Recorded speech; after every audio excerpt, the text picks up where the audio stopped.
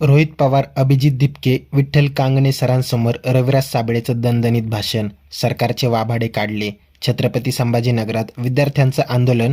रविराज साबळे पाटलांनी 2 मिनिटांचं भाषण करत सरकारला धुधू धुतलं.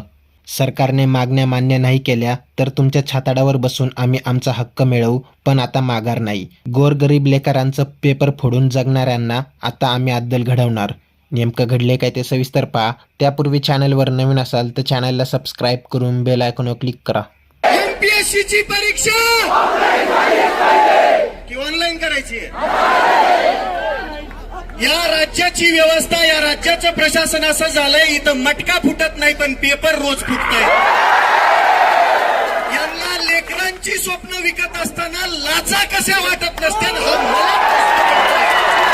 अरे माझं लेकरू या शहरामध्ये येतं, हे शेतकऱ्याचं लेकरू आहे, पोटाला चिमटा काढतं, एका टायमाला जेवतं, पण अभ्यास अगदी मन लावून करतं आणि शेवटी परीक्षेच्या आदल्या दिवशी समजतं की पेपरच गळपाटलाय.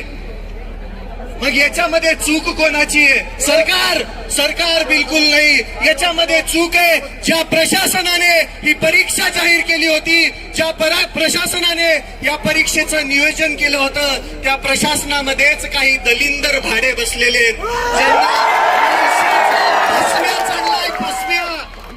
त्यांच्यावरती सगळ्यात पहिली कारवाई करून या दलिंदरांना जन्मठेपेची शिक्षा झाली पाहिजे. काय?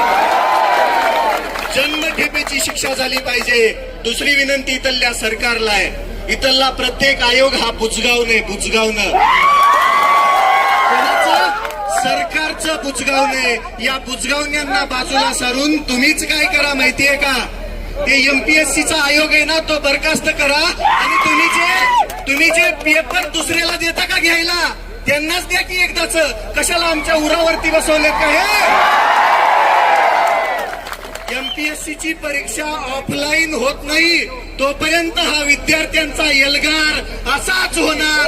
आज आयुक्त आले, उद्या क्रांती चौक असेल, परवा या महाराष्ट्राचं मंत्रालय असेल. विद्यार्थी एकजुटीचं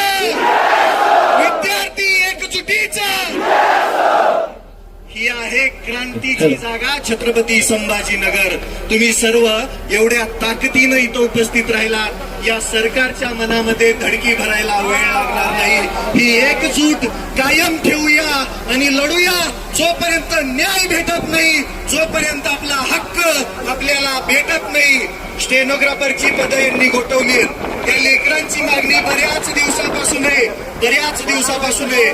माझी मुख्यमंत्री महोदयांना विनंती आहे, तुम्ही जे हे 2-4 विभाग सोडले तर सगळीकडची स्टेनोग्राफरची पदं बंद केलेली येतं, ती पूर्ववत करा. लेकरांवरती अन्याय करू नका. एवढं बोलतो, थांबतो. जय हिंद, जय महाराष्ट्र. यावर आता तुम्हाला काय वाटतं ते कमेंट करून नक्की कळवा. व्हिडिओ आवडल्यास लाईक करा, शेअर करा, सबस्क्राईब करा आणि बेल आयकॉनवर क्लिक करा. तसेच आमच्या फेसबुक पेजवर नवीन असाल तर सत्य मराठी या फेसबुक पेजला फॉलो नक्की करा. धन्यवाद.